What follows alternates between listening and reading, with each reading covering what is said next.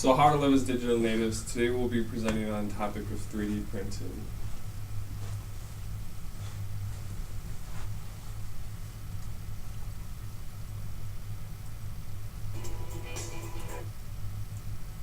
So Chuck Hall invented the first 3D printer in 1983.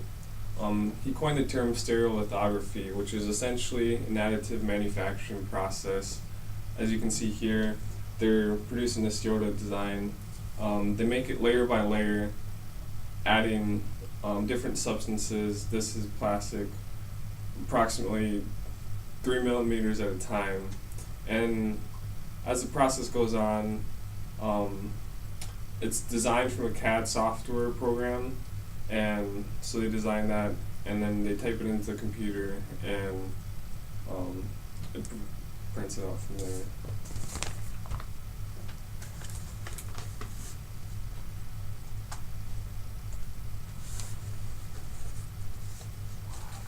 That's good. So our ethical dilemma. Turn the screen. 3D printing could pose as an ethical dilemma because it allows the average person access to digital blueprints that enables a person to bypass copyright laws. Essentially, while 3D printing may have negative implications, we believe that it should have separate regulations that minimize the digital transfer of 3D blueprints. So Chuck Hall made the business 3D systems, and there's different types of printers. There's the personal class, which people may have in their homes. There's the professional class, such as this, where businesses can make prototypes such as cell phones, different blades for fans. And there's the production class, where companies may have, car companies could make prototypes of engine blocks, which would speed up the process and be cheaper as we go. Audience poll. Let's keep it for later. So I have 2 minutes left, pretty much. How long should we keep this for? I'd say till 17. You can talk anything about it, or You want to pull it up, Clay? Doesn't matter. I think it's fine. I'll just tell them what the question is. Basically walk them through text 1 to the. Okay. So once I get 17 started,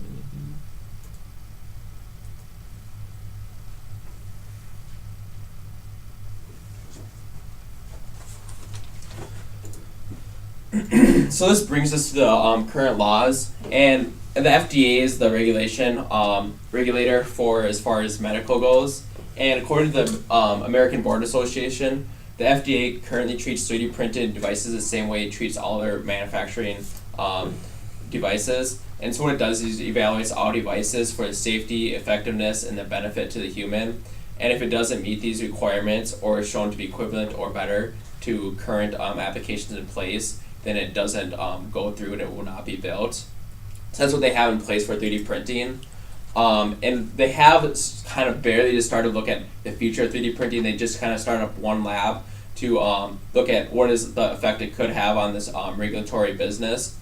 But they currently have no laws that differentiate 3D printing to the current mainstream manufacturing, according to the American Board Association.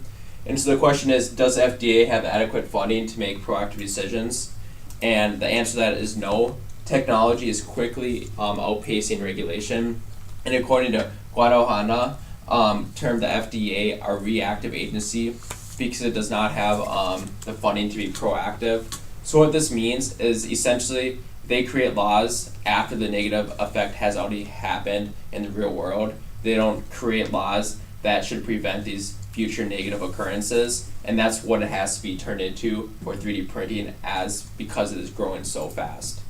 So another person, Leanne Ann Lindquist, essentially what she's saying here is she thinks people will create new marketing devices to trademark their own organizations, and trademark and copyright lawyers should be able to come up with ways to protect such clients. Essentially saying is you will not be able to copy Louis Vuitton bag online. But that brings about the question, is this a realistic assumption? And that's what we're going to talk about.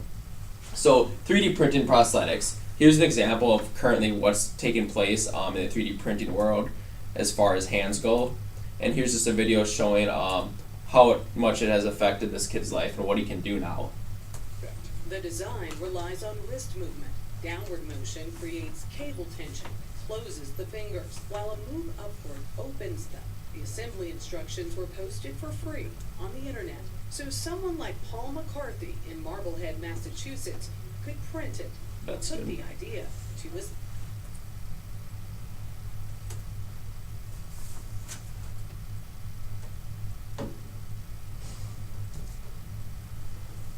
So that just shows what it can do and essentially increases mobility while decreasing the price. So current prosthetics are $20,000 and with 3D printed it's $50. And you might think that with increased regulation this will increase price, but the answer is that no, it will have a minimal effect because you could make an app store to download this, and if people still want it to be free open source, they can make it free, or they can have it cost $1 and essentially get paid for their time to invent this device, which will further increase further customization. And currently what we're seeing in the world is more emphasis now putting towards animals because it's gotten so much cheaper, as Derby the dog now got prosthetic legs, and allows increased personalization shown through this Stormtrooper and this X-Men hand. And a person off of a TED Talk, Zed, he essentially said one person is saying how it lets them kind of show their inner beauty through these prosthetics, and this allows them to further personalize what they have. And according to CNN, the parents are saying now kids have more confidence because people will go up and say, whoa, that's a cool arm, instead of saying, what's wrong with your arm? And so people may argue that this is more just all open source and regulation will not allow this. But again, going back to the App Store, this can still be free if people wanted it to be more for humanitarian efforts versus pure profit. So this is still allowed even if they introduce highly regulated markets for 3D printed digital copies. But on the other spectrum, we have the Open Hand Project, which is the goal is to create a $1,000 3D printed prosthetic that has the same capabilities of a $100,000 prosthetic. So what this does, it contains a sense of touch, electric motors that act like the muscles, and steel cables instead of tendons, and is controlled by the remaining muscles in the arm. And so one problem with this is that since there's not really any digital copyright material out there as far as the digital order for 3D printing, they've gone to an open source playbook. So what they're instead of asking for is Kickstarter money to get it going.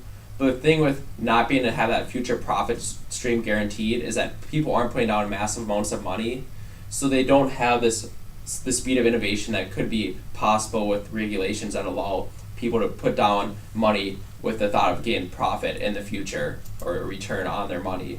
So that's what future regulation could do. Is another thing is similar reaction. People have had similar reactions to past technologies, but things such as like Spotify and iTunes have been created. An example is the digital media, and now Spotify and iTunes has created a place where people can have free access to music, but still maintain profit for the artist. So this is one thing to create like the open source world, but just have it regulated and reduce costs. But then also have the regulation will increase incentive for people such as the Open Hand Project to put down that initial capital, so that they will have further innovation and faster innovation in the future. Okay, so this is something that most people are most excited about 3D printing is organ 3D printing. How does it work? So you take a CT scan or an MRI that gives you the shape, the size and location. So you take a 3D image of the organ in a human's body, and that goes onto a CAD scan or a CAD software. The cells then they take from the kidney, or stem cells. So you take a biopsy of cells from the kidney or stem cells, because those are specialized cells that can differentiate into anything. You put that into bioink, which is combined of cells and microgel, and that just helps it form together so the organ stays together when it's being printed. and then once the final object is printed, you put that into an incubator. That's at the body's temperature, and that just allows it to start to work and together and live, so the cells begin to form together. Okay, so the thing that most people are most excited about is the cost. Stuart Williams did an interview with the USA Today and said that 3D printed heart could be about $1,000 or $100,000 compared to $150,000 in hospital costs. So when you compare that to what an organ transplant is right now, it could be $1 million for a heart or over $250,000 for a kidney. So you can just see that 3D printing can cut the cost of organ transplants a lot. Is there a need for organs? So do we need them? What is the need of that? 18 people a day die because they don't receive an organ transplant, and every 10 minutes someone is added to that waiting list. And here's a graph that shows what the need for organs are. 121,000 people are on the waiting list right now, and only 30,000 are granted that each year. So what is the realistic possibility of getting organs? Right now they've created a kidney that lasted 4 to 5 months, but the problem is they don't have blood vessels, and that supplies them with nutrients, oxygen, and just allows the organ to keep growing. And just recently they've actually printed blood vessels, but they're still in the very beginning stages of that. So hopefully in the next 5 to 10 years we should have organs that are being printed and allowed to function for a long time, but it'll still be a while until they're actually put into humans' bodies. Examples of 3D printing that already happened in the medical field. A 12-year-old Chinese boy had a titanium vertebrae put into his spine. He had cancer, and they removed the vertebrae, and the cool thing about this was it is porous, so the bone growth can regrow through the vertebrae put in. They 3D printed bladder about 5 to 10 years ago.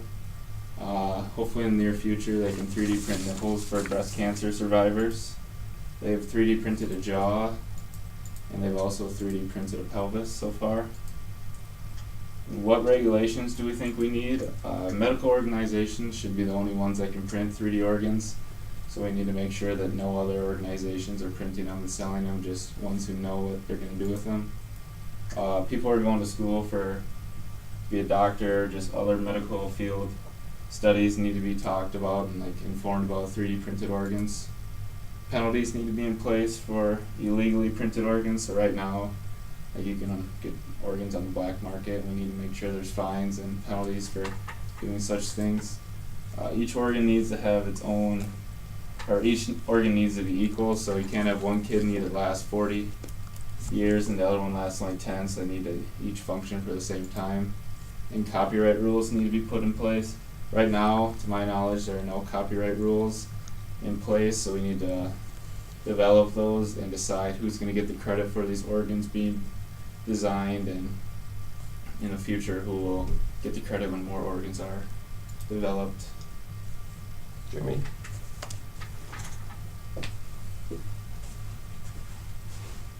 So while we have seen some possible negative effects of 3D printing, overall we believe that the pros outweigh the cons. The implications we believe, based off the research that we have conducted, we feel it is important that there are regulations developed and enforced in the 3D printing community. This will result in safer practice, increased innovation, and allow open source collaboration while limiting illegal activity. Still have 6 minutes left. Well, we really decreased the time on that one. That's gonna be like a 1 minute poll. Yeah. The first poll might take a little bit longer than we thought. Well, I mean, to actually click on it, open it up, Yeah. and then So I'd say we're pretty close to what we want right now. I feel like in the But- first poll you need to talk about, be like, okay, we'll see what the next results kind of. I can explain more. Yeah. Well, so when I looked at it, I was done to pause the But I video. feel like No. we gotta finish it out. Do you have it? Is that it, Jeremy? Well, yeah, that's like a minute for the PowerPoint. I'll finish this one up. Have you gotten the ethical dilemma too? You did that already. Yeah. So that's like the.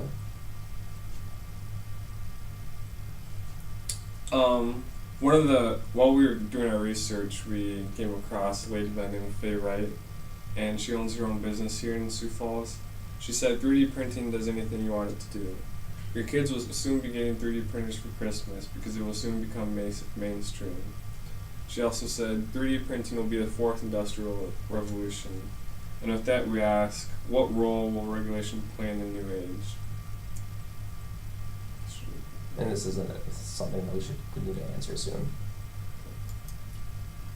That's good. That's pretty good on time. I Questions? feel like we all could talk a little. Me and Dan could talk slower. I was talking pretty fast.